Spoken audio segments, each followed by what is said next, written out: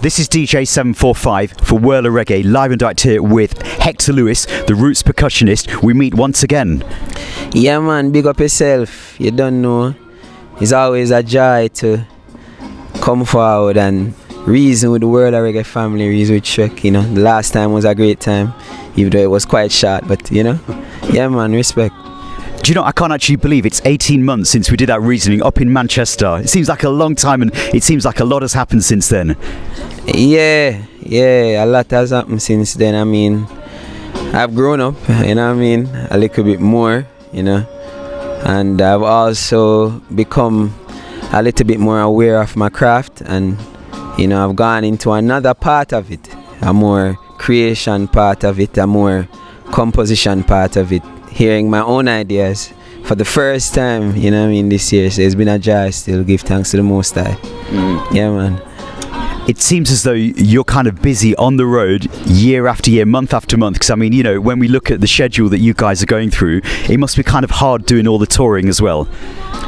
I mean, mission, you know, the mission has become more real to I and to my brothers too, from the Zinc Fence Redemption, you know, because we started out young, you know, and music was the energy that carried us, you know. We were, you know, excited to go out there and tell that music or sing that music. So it's just mission. So it never really seemed hard, even when certain obstacles would forward, you know. It's just the mission would keep us, you know. Yeah, going forward and strong. Well, you're here today as part of a big show that's taking place in London this weekend. Chronixx and Protégé, 10,000 people, a sellout crowd. What can you imagine? I mean, is that the first time we came here, 2013? I can just imagine that love times the 5 years we've been, the 6 years, you know, we've been touring, coupled with how many years, you know, Chronixx has, you know, done this music. It's just a joy. You know what I mean? 10,000 people mean more love, 10,000 love, you know. I mean, this show has been sold out for weeks and weeks, and then there's also been the Zinc Fence sessions that has been added quite recently, and I hear that that's sold out as well. So this is really where the Zinc Fence band are going to be able to actually show some more of their creative flair to the people of London as well. Yeah, that session is something recently added, a new platform that management decided to add to the presentation of Chronixx Music Group. And yeah, it is a session where we show a more in-depth, you know, side to ourselves, you know, differently from just coming and Chronixx just singing. You know, you come and you never know, you might hear something from the keyboard player, hear something from the bass player, you know, or the guitarists, you know what I mean, and you definitely hear something from I, seeing as how both things, my creative side and the Zinc Fence jam session, kind of were, you know, born at the same time. So it's just an alignment, you know. But yeah, it's a great vibes coming back and being able to bring all these type of platforms to people who love reggae music, you know what I mean. Yeah, in a real way, real music. Now, the Zinc Fence sessions, this isn't the first time that you're doing it. It's the first time, I think, in the UK, but you've actually carried this across to places like Kenya, I believe, and also Jamaica as well. What has the crowd response been like there? It's been, to be honest, enthusiasm. That is one. You know, people are surprised, you know, by a lot of people like myself that they never knew was writing music. Overall, they get to have a more intimate connection even with Chronixx himself and the music, and see more in depth to his talent and to all of our talents. You know, so we're not only playing reggae music, we'll play a little Marvin Gaye, you know, soul music, some 60s R&B, we'll play some funk, you know what I mean, Latin, you know, and then we'll come back to our Naya Bingi, you know what I mean, and you know, just mix up the thing, world music, you know what I mean. The response to that has just been glorious. I mean, people love it, you know, it's like a second show then. Yeah. So it sounds like there's no real sort of set agenda, and it's almost like wherever the vibes will take the band is what you're going to give to the people. Yeah, for the Zinc Fence jam session, definitely a jam session, you know, going forward to, it's gonna be a lot more fun and musical, having guests, friends, you know what I mean, which coming up, the last one coming up will have that, but even more, you might see somebody from a pop world and come mix with the reggae, and somebody from a Latin family come mix with the things. So we want to open that up because Chronixx is a brethren who see the vision of the music wide, and we are all open and aligned with that mission and vision. So yeah, man, it's a great thing. Because I think as part of the shows that I've seen where you've worked and performed with Chronixx as well, it's almost like you kind of come on the front of the stage as well during some of the songs like Likes as well, and as a artist and a musician yourself, very, very talented. Yeah, also something recent last year is just showing the culture. You can't have movement and don't have music, and you can't have music and don't have movement, and we're Africans. Movement and music is something that is in the DNA, so it's just, we just try to find, we see these, when these cultural revelations, we're like, we need to add movement and show the people themselves, not just the music, but movement, so that them can fully, self-realize themselves, the Africans, everybody, in their own way. And also realize the culture of the music, reggae, the dancehall culture, yeah, man, Rastafari culture, yeah, man. Because that's the thing that, when we actually look at the music that's coming out or has come out from Jamaica over the last 50 or 60 years, there's so many different roots and branches, and I think it's important that people understand where the music is today and where it's come from. Definitely, if you don't know your roots, you're basically lost. Without culture, you have nothing. You're like a blank book, with no kind of substance in it, so it's like I push that without apology. My brothers push that without apology. You know what I mean? And man, if you're not, I feel like everybody have to decide which side they want to be on. Yeah, man. But when we look at the music in a wider sense, it seems as though there's a really positive energy right now, and it has been for quite a while now, in that there's so many artists branching out, so many different people doing collaborations, and it's almost like a few years ago people were saying that the music that we was hearing from Jamaica was taking a bit of a downward turn, but it seems as though we're on a real high in terms of positivity and energy. Yeah, people always want that. Always. So when it, when a snippet of it or a big vibes of it come around, and the world catch that vibes, and musicians around the world catch that vibes, inevitably it's going to be a good vibes, and the world has been living off of that. Over Nigeria, you have a whipper. New evolution of the African indigenous music, almost a dancehall mixed with African music, but you can hear the whole Africanness in it, the Western Africanness in it, and it's a positive vibe to hear that too, because it was a new sound that just came and took over, the world, so that is like even a highlight of what I call a positive energy. Also with reggae music as well, and the Jesse Royals, the Janines, Coffee, Dre Island, a whole heap of people, Kabaka, name them all. You get what I say, a lot of people, and as me say, I just the world catch it and run with it and love it, and we just have to keep it, yeah.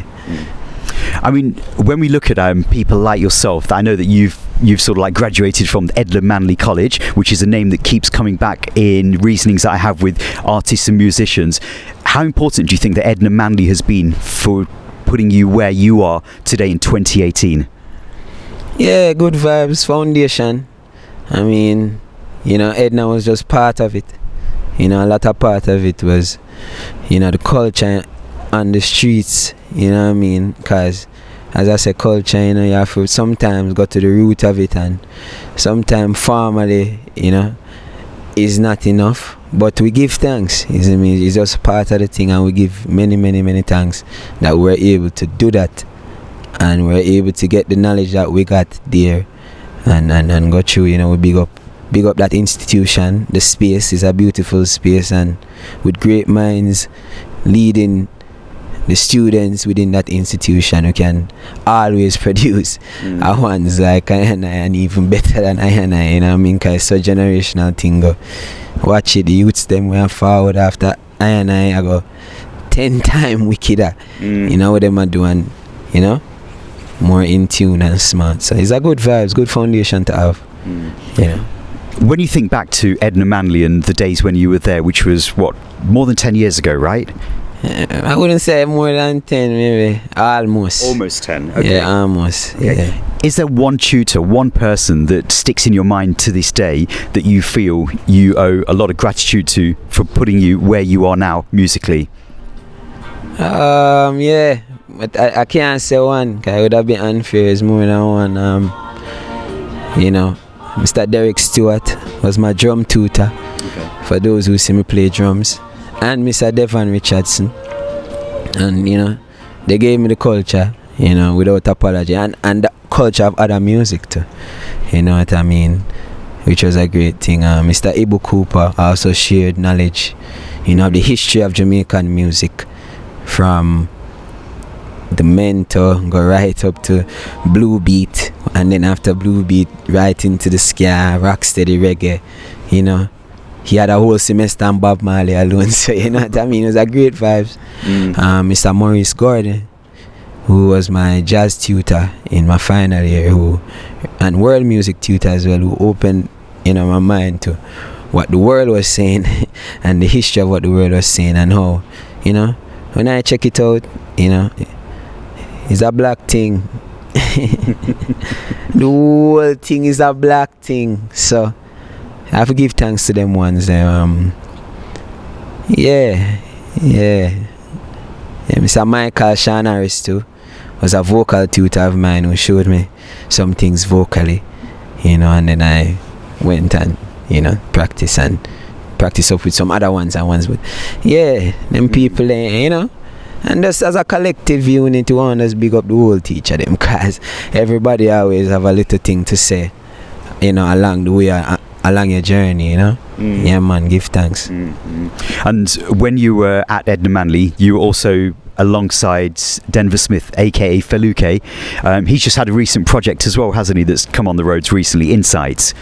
Yeah, well, we wasn't there because he was not a student, but I met him while I was going to the college, and yeah, he really recently released an EP, you know what I mean, and the vibes is great around it, you know what I mean. He has also forward a far way with all the obstacles, and you know, he's my mentor from the beginning stages of my percussive life, and from them time till now, and I always knew that he was strong and resilient. So you know what I mean, this new project is just the evolution of Feluke, you know. Before it was Musically Disturbed. I think people should go and listen to that, you know. You can check it out on YouTube, iTunes, you know. You could hear that, you know what I mean. And that part is also foundation. True. Meeting him, you know, was a different side, because, you know, I was practicing to be a drummer, you know. So it's like that was a pivotal point in the journey to where I'm at right now, and I give thanks once again. Yeah man. Now, when we last spoke in May 2017, I think it was, we talked about Tycoon. Now, since then, you've had an endorsement from Regal Drumsticks as well. How did these things come about?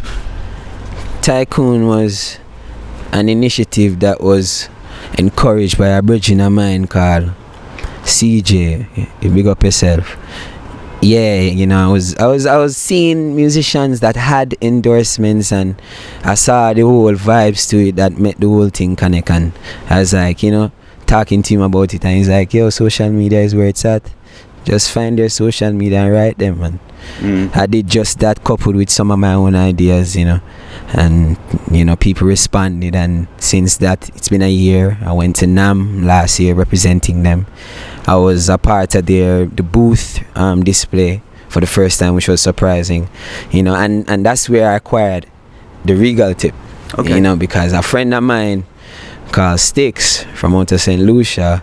You know, we saw each other and he was like, yo, come through, because he had the endorsement and he started to advertise. And you know, he went on Chronixx's page and what have you, and you know, they immediately put a pair of sticks in my hand, immediately, and put me around the drum set, and you know, and now I'm an artist with them playing their timbale sticks. Right. You know, yeah. So I mean, yeah, man, that's how that came out. It seems as though things are kind of growing organically for the Roots Percussionist here, step by step. It seems as though, you know, things are almost like being put into place, almost like a jigsaw. Yeah, you've said it all. That's exactly organically. A lot of the times, I'm not even sure why. I'm not even sure, you know, of a lot of things, but the thing is like a plant, you know, and right now we're sprouting some fruits and them green, but them going get, you know, ripe enough, because we don't want them too ripe, you know. True. And then them go get spoiled, you know. But you know what I mean, them gonna grow, and I give thanks once again. It has even more humbled and just put I, you know, in a space to just, you know, always be grateful and show that gratitude by practicing and just doing the craft from I art. Regina, I have nothing else in our life but music, you know, and kete. Now, I know that one thing that's recently been launched earlier in 2018, now very recently actually, is your own website. I wanted to talk to you about the website, rootspercussionist.com. Yeah, and I have a house now. Yeah, the website was an initiative brought to me by a sister called Cherie. She's an Australian living in California, and she saw my performances, saw my page, and she was interested in, you know, creating around my brand. You know what I mean?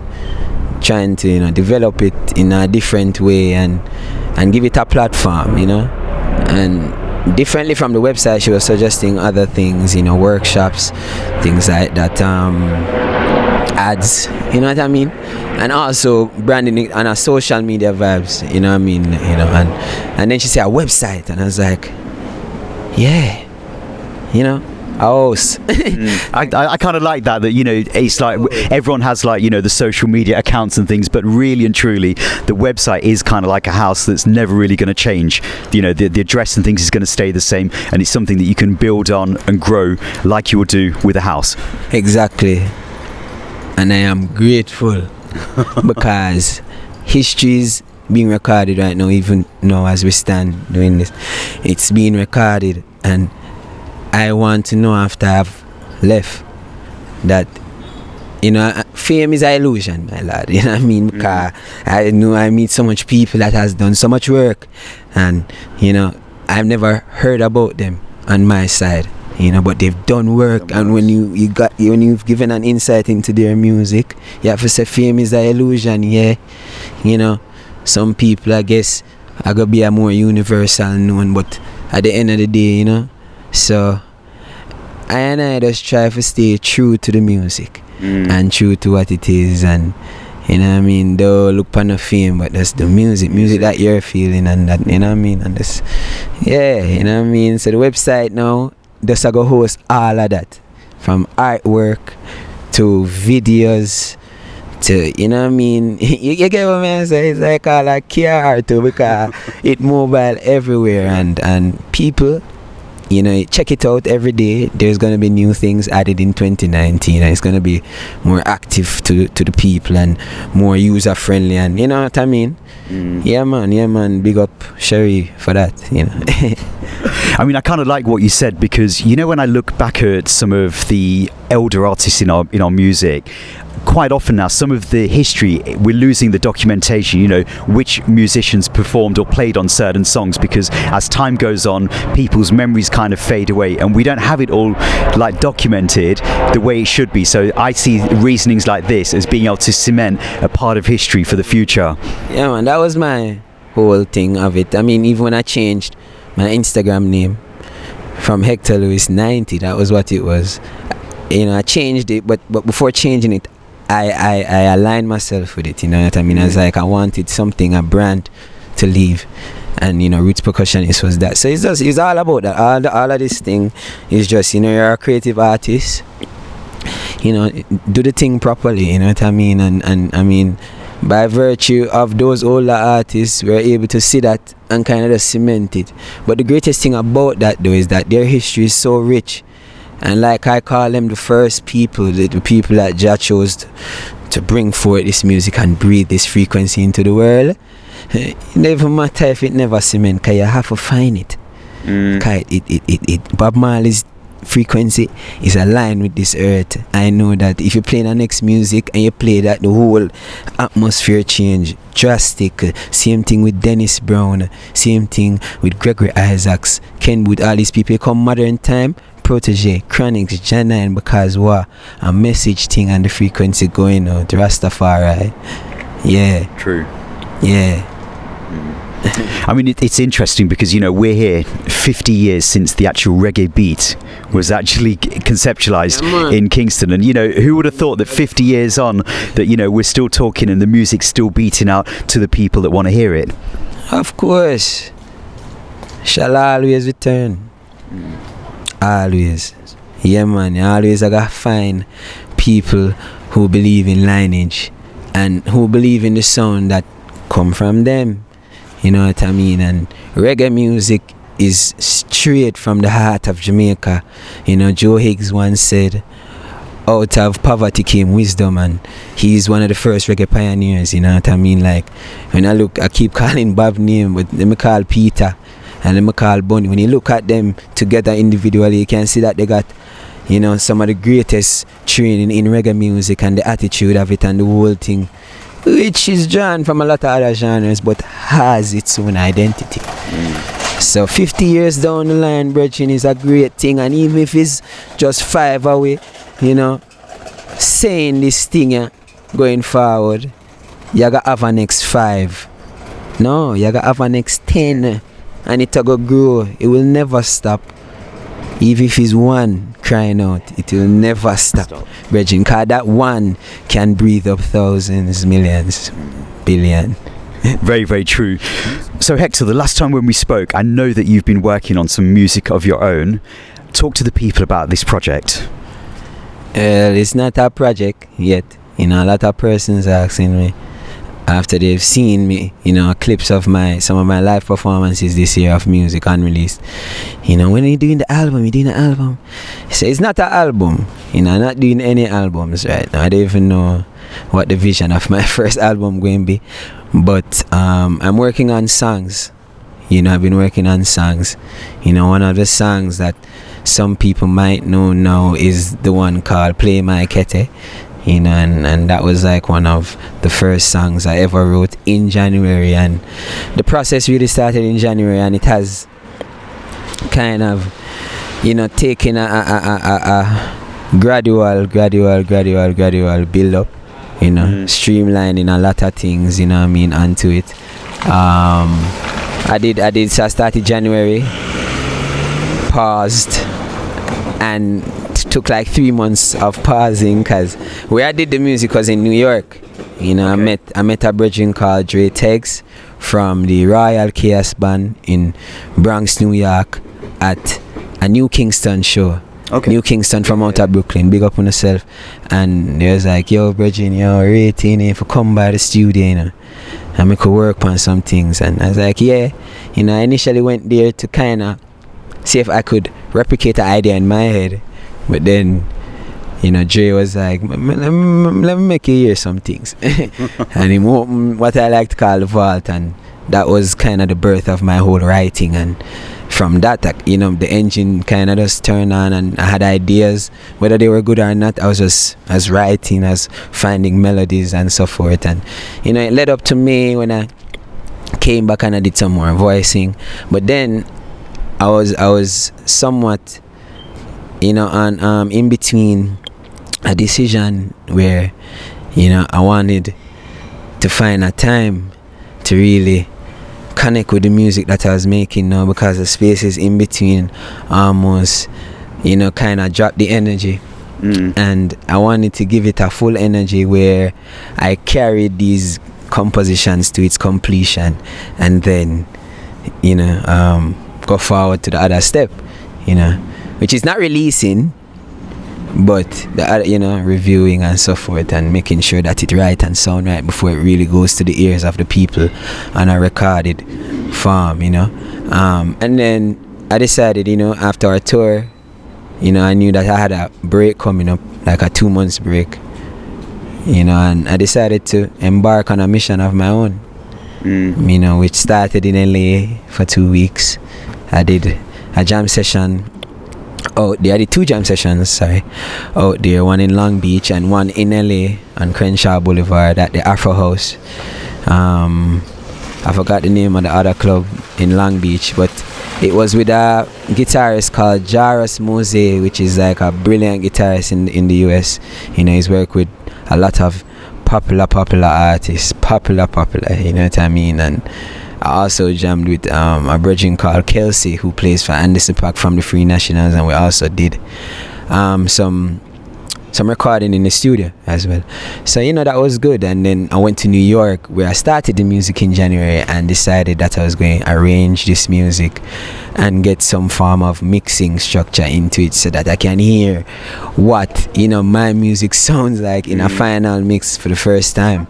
And I worked tirelessly for like 2 weeks, Okay. And then that came up, and now I have like 2 final mixes, and right now they're under review, and we have other music that's getting to the final mix stage. So right now we have music.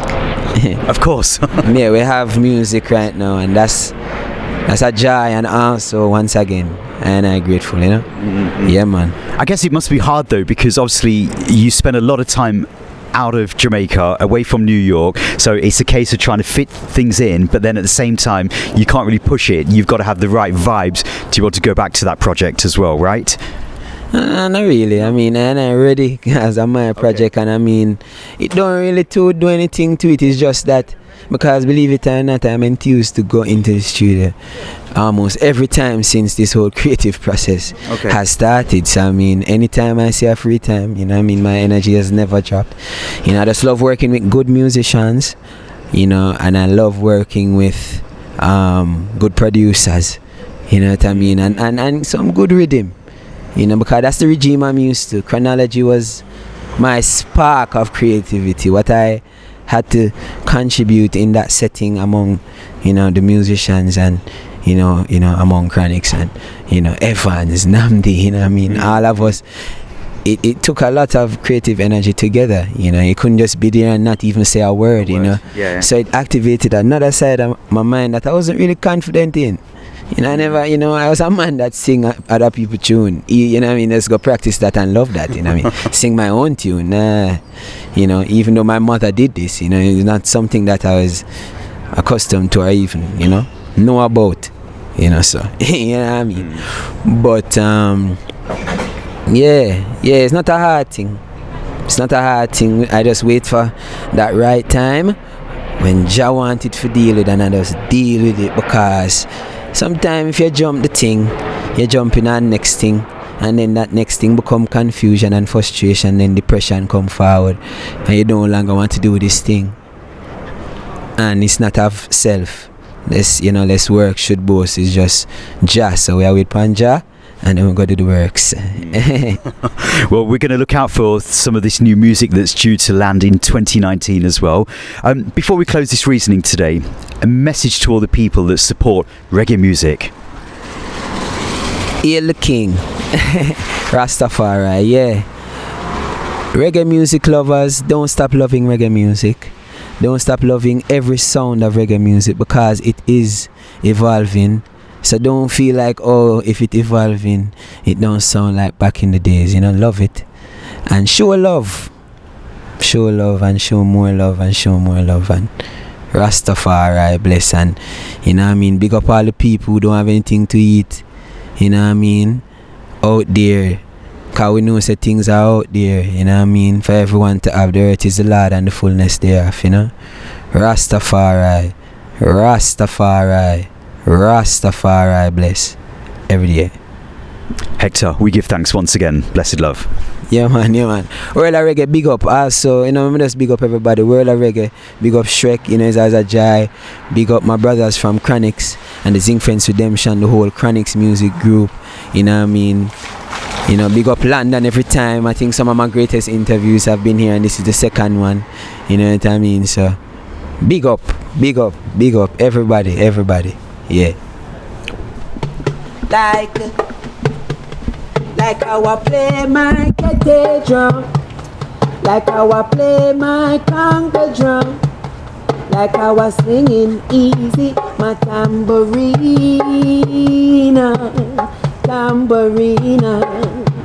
Yes, do you like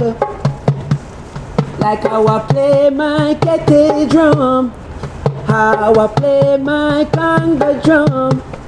I was singing easy, my tambourina,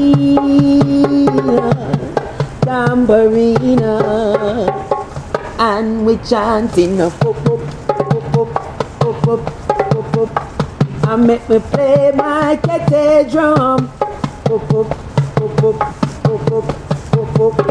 Play the drum till the sun goes down, and I pop pop pop pop pop pop pop pop. We've got to heal our land. Play it louder, yes. Play it louder. Oh, yes. Play it louder.